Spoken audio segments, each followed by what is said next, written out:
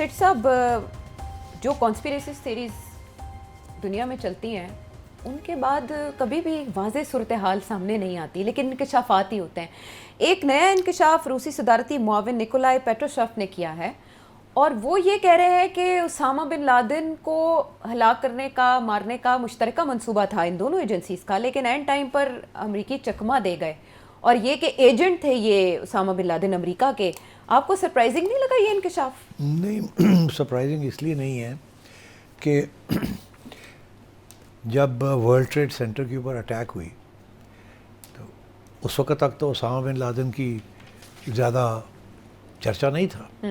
उसके बाद ये चर्चा शुरू हुआ ना कि ये प्लानिंग सारी इसकी उसामा बिन लादेन ने की थी जी। अब दो नए डेवलपमेंट्स, एक ये कि बहुत से लोग अमेरिकन कमेंटेटर्स, रिसर्चर्स, इन्वेस्टिगेटर्स, बहुत लिटरेचर पैदा हो गया जो ये कहता है कि 9/11, वो जो 9/11 ही है ना वर्ल्ड ट्रेड सेंटर, 9/11, हाँ 9/11 में जो वर्ल्ड ट्रेड सेंटर के ऊपर जो अटैक हुई वो फॉल्स फ्लैग ऑपरेशन था। वो इसलिए वो CIA ने करवाया था ताकि इतना बड़ा कोई इवेंट हो जिसके बाद अमेरिका जो है वो मिडल ईस्ट को इन्वेड कर सके, जवाब मिल सके उसे। वो तो अब तैयारी, वो तो हमने खबरें पढ़ ली ना, किताबें, डिक चेनी की किताब पढ़ लें आप, सबकी किताबें पढ़ लें आप, तो उससे तो यही है कि जैसे ही वो हुआ ये तैयारी कर रहे थे इराक़ जाने की जी। ये इनको मौका मिल गया। मगर इनको अब जब ये और मौका इन्होंने बनवाया अपने लिए, फिर जब इन्होंने सोचा कि अब उसामा बिन लादेन का नाम लगाना है इसमें, तो वो उसका नाम लगा दिया और उसामा बिन लादेन की तरफ से कोई डिनाइल नहीं आई कि मैंने नहीं किया या नहीं किया। पता नहीं चला कि ये किसने, इसके पीछे कौन था। अब इंफॉर्मेशन ये मिल रही है कि ये हो ही नहीं सकता कि वो जो जहाज़ हैं जब वर्ल्ड ट्रेड सेंटर में जाते हैं तो वो सारी की सारी बिल्डिंग जिस तरीके से वो कोलैप्स की है, वो तो ऐसे कोलैप्स की है जैसे कि उसको एक्सप्लोजन्स उसके अंदर बारूद नस्ब था। हाँ, तो वो अब बहुत एविडेंस है ऐसी इकट्ठी हो गई है और जवाब नहीं मिल रहे फ्रॉम द अमेरिकन एडमिनिस्ट्रेशन। तो उसामा बिन लादेन के बारे में भी वो ये है कि उसामा बिन लादेन एक बहुत रईस फैमिली से उसका ताल्लुक था, सऊदी अरेबिया कंपनीज थी, तो used to work for the Americans. तो अब ये Russian presidential aide Nikolai Patrushev कहते हैं कि उनकी इंटेलिजेंस एजेंसी जो FSB थी, उन्होंने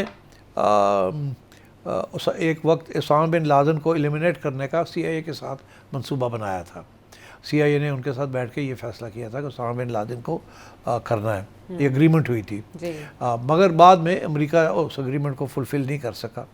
अच्छा, वो कहते ये हैं कि अमेरिका ने रूस को कहा कि आप पता करें कि उसामा बिन लादेन कहाँ है जी। और जैसे क्योंकि आपके ज़्यादा वसाइल हैं इन ट्रैक करने के, ट्रैक एंड ट्रेस, इस खत्ते में जो लोग हैं उनके, because of support in Syria and elsewhere Russian imprint.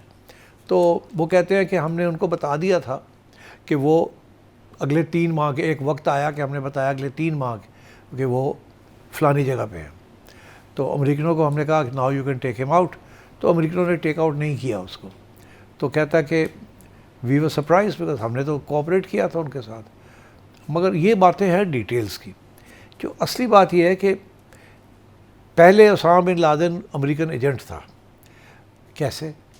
Usama bin Laden Peshawar आए शुरू में, अच्छा, और वो चले गए अफ़गानिस्तान। उस वक़्त अफ़गानिस्तान के अंदर मुजाहिदीन की जंग जारी थी और ये आए थे to help the ISI and to help the CIA operation over there against Soviet union.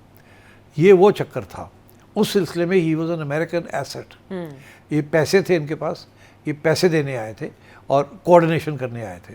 जो भी असासा या एसेट जो है वो रोग हो जाता है ना, फिर हमेशा इंटेलिजेंस एजेंसी उसको असैसिनेट कर देती, खुला नहीं छोड़ते उनको, तल्फ कर देती वो फ़र्क ये रोग हो गया, रोग एजेंट को तो हो सकता है ना, और हाँ फिर उसको ट्रैक डाउन करके ख़त्म करना पड़ता है। तो ये उसामा बिन लादेन की, this is what the Russians are saying. अच्छा, मैं समझता हूँ इसमें वज़न है कि शुरू में वो ही was an American asset and then later on वो इंडिपेंडेंट हो गए और उन्होंने जब वो इंडिपेंडेंट हो गए तो फिर इन्होंने फैसला किया कि उसको टेक आउट करना है। और फिर रूस के साथ भी इन्होंने मिलकर उसको लोकेट करने की कोशिश की। रूस ने बताया इनको, इन्होंने नहीं किया। ये चाहते तो उस घर में जहाँ वो था वहाँ एक सिंपली सी मिसाइल मार के उसको ख़त्म कर सकते थे, मगर नहीं किया इन्होंने। पूरी इंक्वायरी ठीक ठाक पूरी की, फिर खुद आए अंदर, खुद आके ले गए उसको जी, नेवी सील्स के जरिए उन्होंने ऑपरेशन किया। ये क्योंकि अगर वो मिसाइल मारते आयशा तो मर तो उससे जाना था, मगर एविडेंस नहीं होनी थी ना कि ये कौन था, किसको मारा, कहाँ है वो तो फारग हो जाना था। कोई एक इतनी हड्डी नहीं नजर आनी थी। तो नहीं, ये दिखाना बड़ा ज़रूरी है कि हम आए हैं, हमने इसको पकड़ा है, हमने इसको मारा है। इसका डेमोन्स्ट्रेशन इफेक्ट उनके सारे मूवमेंट के ऊपर बड़ा इंपॉर्टेंट है। तो अनोनिमसली मार देना was not the issue, it was to मारो and then show the world कि हमने मारा है। इस्टेब्लिश किया गया। फिर उसे एबटाबाद ऑपरेशन का हमने नाम दिया। उन्होंने इसको बाकायदा वहाँ मॉनिटर किया, सबने बैठकर एक रूम के अंदर इसका पूरा मुआयना किया, इसकी सारी तफसील देखी और उसके बाद उसे नशर किया गया।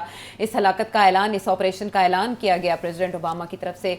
और उसके बाद अब ये तारीख का हिस्सा है और ज़ाहिर है तारीख के औराक कुछ लोग पलटते रहते हैं। इसी सिलसिले में इंकिशाफ भी सामने आया और आपने इस पर सेठी साहब का एनालिसिस जाना। अदनान कराची से, फरह लाहौर से, मुनीब इसावा से, मुदस्सर लाहौर से, आमिर अहमद टोरंटो से आपका बहुत शुक्रिया, मूसा रजा शाहदरा से। इसके अलावा वादा करो कि हम अगली दफ़ा ज़रूर करेंगे। अच्छा, मैं एक बात भी कहना चाहता हूँ, ये सवाल जो आ रहे हैं ना आजकल, मैं सिर्फ ये रिक्वेस्ट आपसे करूँगा, कुछ हालात का भी कुछ तकाजा सोच के जब आप सवाल करते हैं ना, मैं आपके अगर सवालों के जवाब देना शुरू कर दूँ ना ऑनेस्टली, तो ये प्रोग्राम बंद हो जाएगा। इसलिए बहुत से आपके सवाल ऐसे होते हैं जो कि मतलब है कि प्राइवेटली आप बात कर लें, but you can not talk about those things on air. तो ज़रा ख्याल रखें जिस किस्म के सवाल आप पूछते हैं।